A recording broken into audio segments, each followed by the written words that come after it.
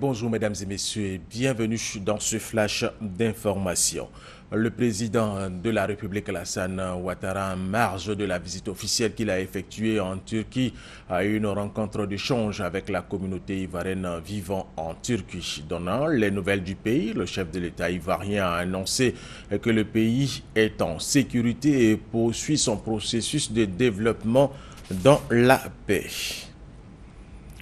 Le président de la République Alassane Ouattara a quitté la Turquie après cette visite officielle. Le chef de l'État accompagné de la première dame, Madame Dominique Ouattara, répondait ainsi à l'invitation de son homologue turc, Recep Tayyip Erdogan. Les deux chefs d'État ont eu un tête-à-tête. Par ailleurs, 8 accords de coopération dans plusieurs secteurs d'activité ont été signés. Les deux chefs d'État souhaitent accroître ainsi les échanges commerciaux entre les deux pays pour atteindre la barre du milliard de dollars, soit près de 500 milliards de francs CFA.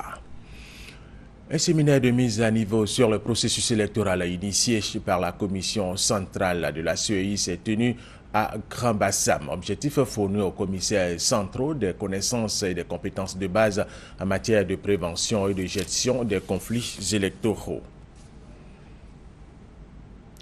Du 18 au 20 mars dernier, s'est tenue à Cape Town, en Afrique du Sud, la 10e Assemblée générale de l'Association des raffineurs africains ARA.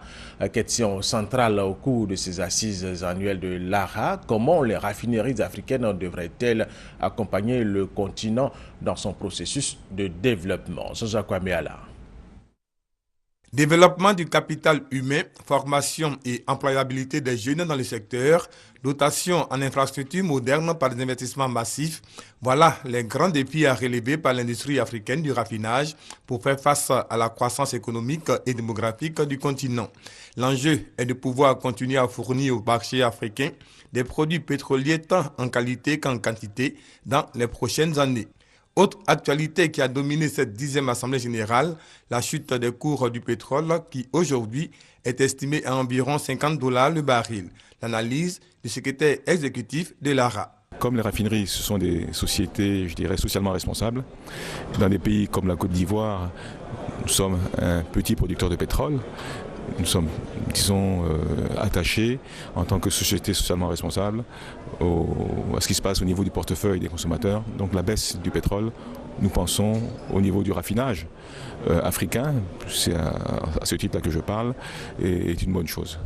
Mais en ce qui concerne, on va dire, les pays producteurs de pétrole, qui sont exportateurs de pétrole brut, pour eux, ce n'est pas une bonne chose parce qu'on se rend compte que dans les pays pétroliers, la manne pétrolière sert à financer beaucoup de programmes sociaux. Cette 10e Assemblée générale dénommée ARA-Week a vu la reconduction du secrétaire exécutif, l'ivoirien Joël Dervin, et du président en exercice, le Gabonais Pierre Redono Ndiaye, pour un nouveau mandat d'1 an à la tête de l'ARA. Des innovations sont en vue pour cette nouvelle mandature. Il n'y aura plus cette distinction entre membres et membres associés. Parce qu'à l'origine, les membres étaient les raffineurs et les membres associés, ceux qui n'étaient pas dans le raffinage, mais dans le stockage, la distribution et l'importation des produits. Aujourd'hui, il y a une cohésion au niveau de l'ARA, et ce qui traduit effectivement l'évolution de l'ARA, c'est-à-dire que l'ARA va de plus en plus s'ouvrir vers le monde pétrolier aval en dehors du raffinage. Cette année, 532 délégués venus des 4 coins du continent et d'Europe étaient présents à cette 10e Assemblée générale de l'ARA. Pour 2016, l'ARA a donné rendez-vous aux délégués à Marrakech, au Maroc. L'Assemblée des régions et districts de Côte d'Ivoire, RDCI, a organisé à son siège à Abidjan une cérémonie de signature de convention avec 8 structures d'encadrement du secteur agricole. Objectif visé, mettre une plateforme de collaboration étroite entre la RDCI et ses structures en vue de valoriser le potentiel agricole des régions de la Côte d'Ivoire. En Guinée, au Libéria et en Sierra Leone, la lutte contre Ebola est loin d'être terminée, et ce, malgré la baisse importante du nombre de cas. En Guinée, le président Alpha Condé a annoncé l'instauration de l'urgence sanitaire renforcée pour une durée de 45 jours dans 5 zones proches de Conakry. Il s'agit de Reikaria, Dubreka, Koya, Kindia et Bofa en Sierra Leone. Pour la seconde fois en 6 mois, les autorités ont imposé un confinement général entre vendredi matin et dimanche soir. Les Nigérians étaient mobilisés ce week-end pour choisir leur nouveau sénateur et député et surtout un nouveau président. Tout se joue entre deux personnalités, Goodluck Jonathan, le président sortant, et Muhammadu Buhari, et qui conduit une vaste coalition de l'opposition. Globalement, le vote s'est déroulé dans le calme. Et terminons avec cette information. Les électeurs français sont retournés aux urnes hier dimanche pour le second tour des élections départementales avec environ 51% d'abstention.